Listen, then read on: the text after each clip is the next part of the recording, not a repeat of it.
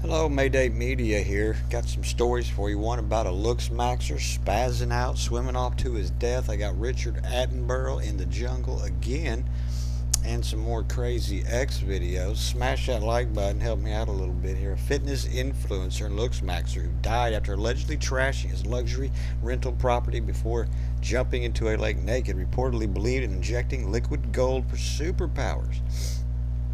Now there is some stuff with colloidal gold you can take, and it's good for your body. Not sure if it gives you superpowers or not. American national conner Michael Murphy was plucked from the water by Bang Phli, Thailand, on July 8th, Thailand, after behaving erratically. Local media reported a standoff with police during a naked rampage which ended with the 32-year-old running into the lake in an agitated state. According to the International Business Times, Murphy believed in biohacking and the mystical power of gold. One enhanced enthusiast known as Tony Hugh on YouTube reportedly said up until his passing he was discovering that he had achieved some superhuman abilities, and that's no joke. He actually did achieve some superhuman abilities. He had tapped into a level of consciousness that most people never will. Another by the name of Androgenic claimed that he started to believe that gold was the gate-kept mineral by the highest ups and basically gave you special powers if you ingest it. The claims had not been confirmed by Thai authorities, nor has an official cause of death been given. Earlier that evening, Murphy had apparently arrived back at the luxury rental by taxi, acting strangely, a security guard at the location stated. The guard stated he started shouting, rolling around on the tarmac and lifting his arms as though praying. When police arrived, he then reportedly charged into the estate, plunged into the 10-meter deep lake, swam until he grew tired, and disappeared below the surface. And he probably grew tired fast because he was on who knows what. Police Lieutenant Colonel whatever. When we arrived, he became agitated with officers and refused to let anyone approach him. Witnesses refrained from entering the water due to its depths. Need to know reported Connor and his partner had allegedly been together and around for 3 years. Although they had previously lived apart, they had relocated a rental home together roughly 3 months earlier. The 22-year-old allegedly said it was the first occasion Connor had behaved in such a manner, and she was baffled as to what might be triggered the episode. She maintained it began the previous evening when he supposedly hurled paint throughout their rental accommodation while she was asleep. Hurled paint? Police are reporting they have found 2 unused syringes on the driver's seat of Connor's car and numerous unidentified white tablets in his bum bag. His partner claims she had never seen him taking drugs. The landlord was apparently left shocked after finding paint splattered throughout the property, including across furniture and electronic devices. Connor had amassed nearly 3 million followers and subscribers across the social media platform where he shared comedy, bodybuilding, fitness, and philosophy content. He wasn't wrong, thus the need to take him out. So they convinced him to jump into the lake and drown, right? Superpowers should weigh him in, so see how much you can get for him. I don't know what that means there. Well, anyway, don't ingest gold, guys. You might end up like this dude, spazzing out. I'm sure there's a lot more to it. It sounds like there's something with this old lady. It sounds like maybe he was drugged. I mean, who knows? Might find out it was this old lady that drugged him, getting his money, shit like that. These things tend to happen. All right, we've got Richard Attenborough. If it'll play. Is simply too passive an experience.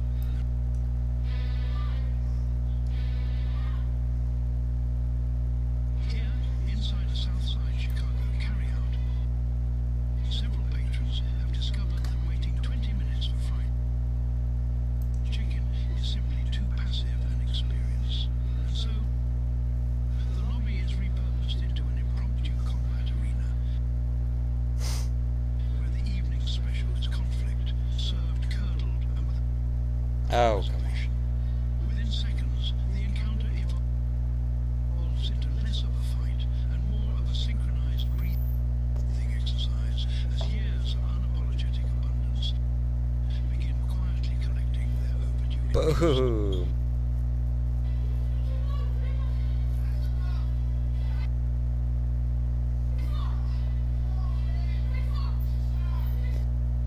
What is that? What are these things? Kool-Aid Cornrow has taken considerable umbrage with remarks concerning her size, crossing the habitat with surprising urgency. She secures her opponent using the traditional soul trade scalp class, thereby freeing her dominant hand to administer a series of remarkably unambitious rapid punches, all to the growing exasperation of an unseen unk who can be heard pleading with the agitated human-sized Tide Pod to desist her behavior. At this stage,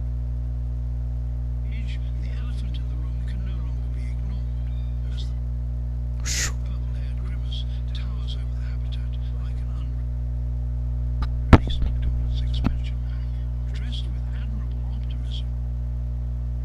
Rather than excessive fabric, she pauses the engagement in pursuit of an apology.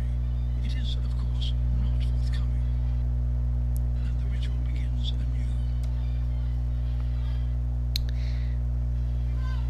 Meanwhile, the unseen unk continues issuing increasingly desperate appeals for mercy on behalf of the beleaguered Butch, who, having contributed precisely nothing offensively, now bears the 1,000-yard stare of an ultramarathon runner, discovering the finish line has been moved another 5 miles. Mercifully, the purple-haired grimace intervenes, inserting the considerable frame between the rivals like a cruise ship, easing into a very crowded marina. Unbelievable. What is going on? In a pre-combat ritual, Kool-Aid Cornrow removes her ceremonial gold chains and entrusts them to the nearest available beta male, whose primary concern appears to be the preservation of the jewelry rather than the woman wearing it. The beleaguered Butch, sensing perhaps her final opportunity, responds with several determined yet mechanically disappointing haymakers before it is discovered she has slipped on a pair of brass knuckles. What? Our jewelry custodian suddenly rediscovers his moral compass, apparently drawing the ethical line not at battery, but at turning the neighborhood's catfish pickup counter into a full-service crime scene.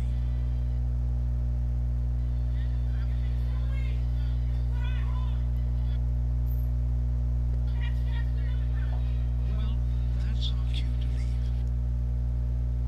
If you're hearing this, congratulations. You belong to the statistically insignificant 1% who still possesses an attention span longer than 45 seconds. Wow. I wish that would have been skipping like that. It would have been a lot better. What we got here? Let's see. United Kingdom, Mohammed Usama attempting to rape a 14-year-old. Had a knife with him. Let's see what he's got to say.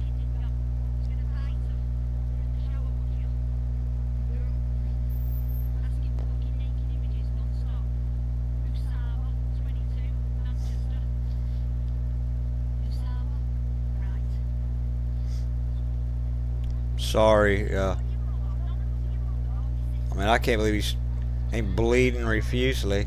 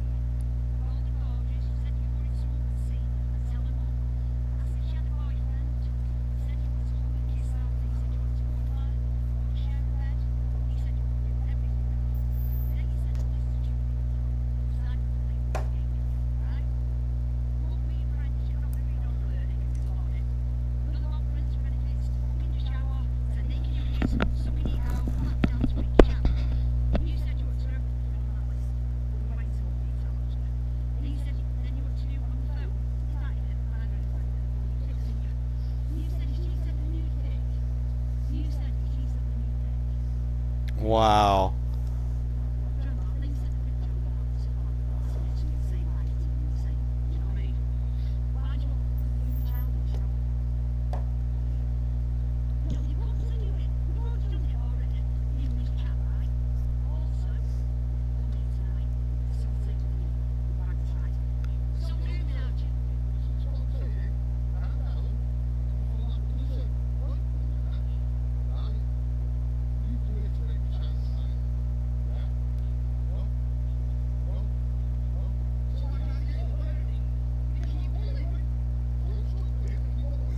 Oh, you're hurting me, really? Boy, yeah, I mean, that's you don't look too hurt. I can tell you. Take him back down to the ground. Leave him there. Where are the police anyway?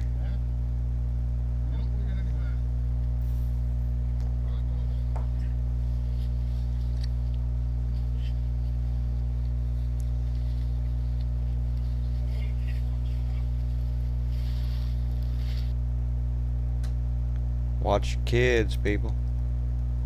What do we got here?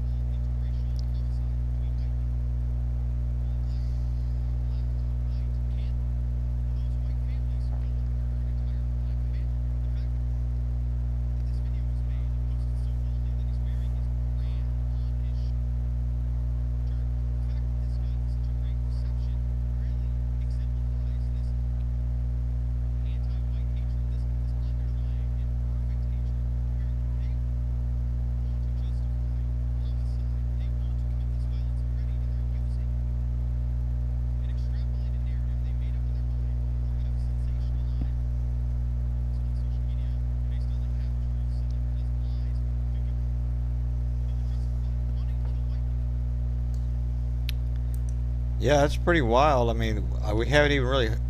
I think what we've heard is that he drowned because I don't know. What I've listened to, I haven't really followed it too much. It looks like just a boating accident. Like there's other, like with like 17 people drowned that same night too. This is pretty weird. I come across this one.